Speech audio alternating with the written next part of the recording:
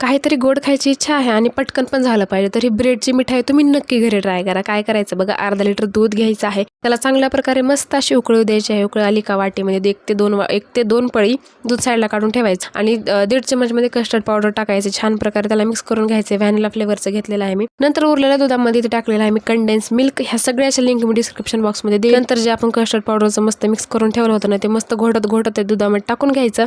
छान प्रकारे दूध घट्ट झालं की साईडला काढून ठेवायचं थंड होण्यासाठी. तोपर्यंत ते वाटीमध्ये अमूलची फ्रेश क्रीम घेतलेली आहे, ती चांगल्या प्रकारे मस्त फेटून घेतली. याच्यामध्ये 1 ते 2 चमच कंडेन्स मिल्क टाकलं, जेणेकरून याला मस्त गोडावा आला पाहिजे. नंतर ब्रेड घेतले 5 ते 6, त्याचे काटे जे आहे ते चांगल्या प्रकारे मस्त चाकूने काढून घेतले आणि असं एक कंटेनर घ्यायचं बघा, असं खोलगट असं, आणि मस्त आपले ब्रेडवरी बसले पाहिजे. ब्रेड टाकायचं, त्या ह्याची लेअर टाकायची, कस्टर्ड पावडर दुधाची ते वाली लेअर टाकायची. नंतर अमूल क्रीम आहे त्याची एक लेअर टाकायची, डबल ब्रेड टाकायचं, डबल ते सगळं करायचं. मस्त वरतून मस्त पिस्ता बदाम जे तुम्हाला कशाने गार्निश करायचे ते गार्निश करायचं. माझ्याकडे गुलाबाच्या पाकळ्या नव्हत्या, म्हणून मी जे गुलाबाचे जे थोडं पावडर करून ठेवलं होतं मी, ते वरतून थोडं टाकलं होतं. थोडा वेळ फ्रीजमध्ये ठेवून द्या आणि मस्त नंतर एन्जॉय करा.